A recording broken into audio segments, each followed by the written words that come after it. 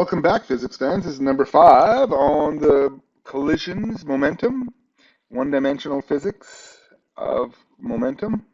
Here we go. A proton, which has this mass of 1.67 times 10 to the negative 27 kilograms, really tiny, traveling in a particle accelerator at 10 million meters per second, that's really fast, collides with a helium nucleus, which is at rest. The proton rebounds back at 6 times 10 to the 6 meters per second, and the helium nucleus jumps forward at 4 times 10 to the 6 meters per second. What's the mass of the helium nucleus? Okay, so the momentum before equals the momentum after. How many objects are there? There's 2. So you need to go m1v1 plus m2v2 equals m1v1 prime plus m2v2 prime. Okay? We're 6 pieces of information here. So we'll need 5. Well, one of them was that this is the helium one is at rest. So that kind of helps us that there's only one object moving beforehand.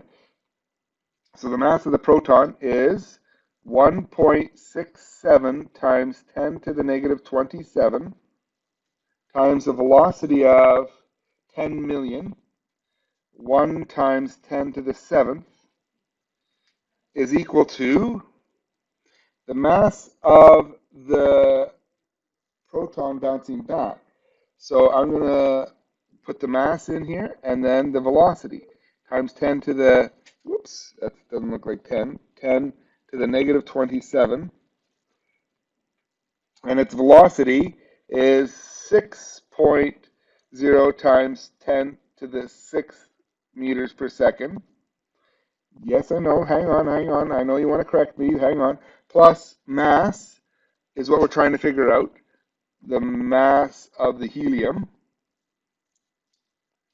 times its velocity, which is 4 times 10 to the 6th meters per second. Yes. I know you see something I've done wrong. Good. And if you don't see what I've done wrong, take a moment and take a look. I've done something wrong. Figure it out. Yes, you got it. It is direction. So this is this direction, this is that direction, and this is that direction. Because there is a forward and a backward. They're different. So this number here of 4 million and this number here of 6 million have to be opposite in direction, so that it has to be opposite in sign. I'm just going to make this negative. That's what I was missing.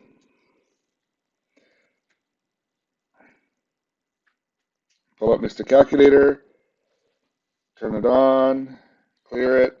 1.67 e to the negative 27, that's my mass. Multiply it by 1 e to the 7th, that's the speed, 7 million. And I get a really tough one that you couldn't have done in your head. Just joking, you could have done. And the units of that, if you want, is kilograms meters per second. This next number is 1.67 e to the 27th, but it's negative, whoops, negative 27th. And multiply that by 6 times 10 to the 6, 6 e to the 6.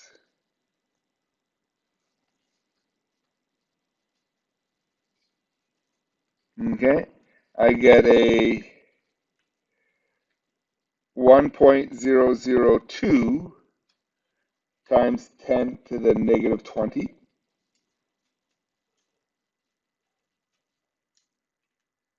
And then I still get that. Copy, paste, oops, undo. paste. Why do you have to go behind it?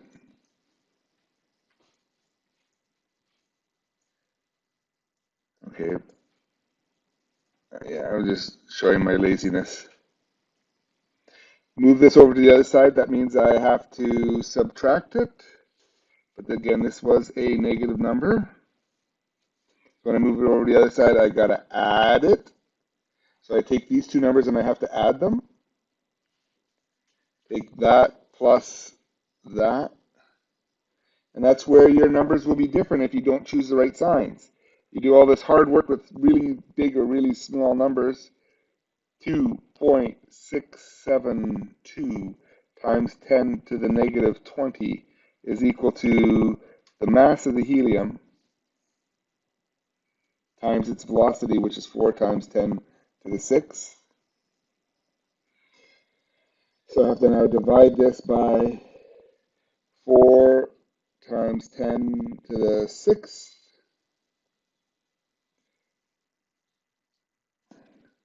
And I get that the mass of the helium is equal to 6.68 times 10 to the negative 27 kg.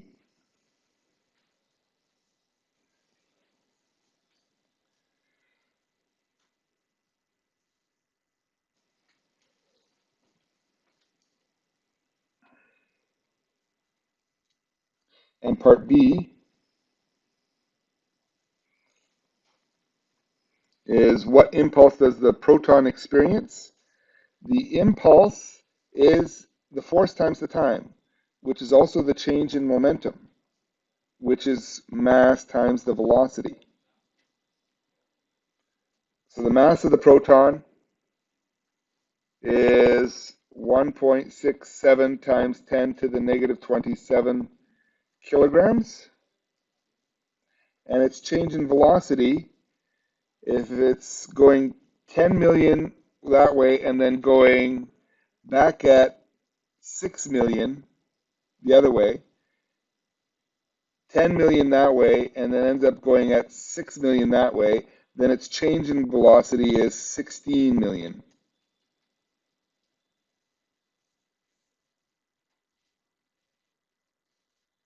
Okay, you could just put the VF minus VI, but I'm just doing it logically now.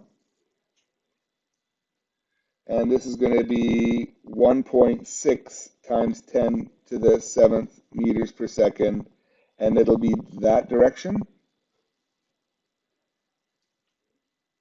So the impulse will be a negative for the proton, or at least backwards is in direction. So let's pull this up on Mr. Calculator, and we're going to take 1.67 e to the negative 27th and multiply that by 1.6 e to the 7th, and we get the impulse.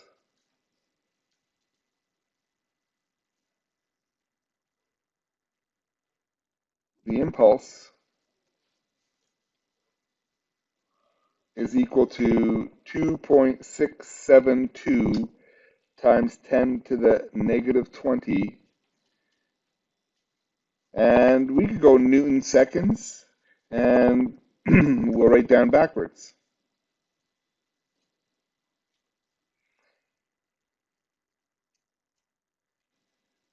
Now, just an observation here. If you've been paying attention to the numbers and see something, you look at the calculator here. The number we have here is the number that we have here. How did we have that impulse number beforehand? How did we have that already calculated beforehand? Look, it's right here.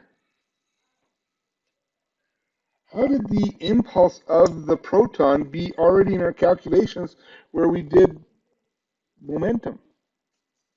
Oh, what was this number? This was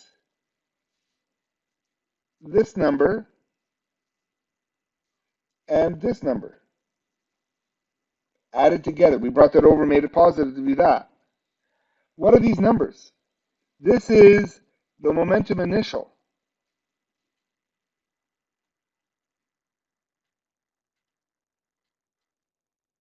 And this is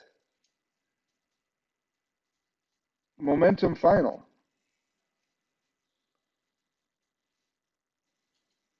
Okay? And what is this? This is the change in momentum. Oh, that's easy. Yes, one minus the other. And since they were in opposite directions, we added them. Ah, that makes sense. Anyways, thank you very much. Enjoy. One extra thing.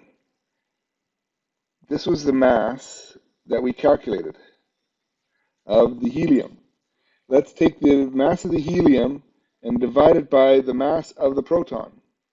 1.67 e to the negative 27th. And we get a number that's 4. Isn't that amazing? So the mass of helium is over the mass of the proton is equal to 4. You should know that from chemistry. What's the nucleus of a helium? It's 2 protons and 2 neutrons. And the neutrons and protons are pretty darn close to the same mass. Neutron is just slightly heavier, by 1/1000th or something like that. So it is. It's pretty cool. Anyways, thank you very much. Enjoy.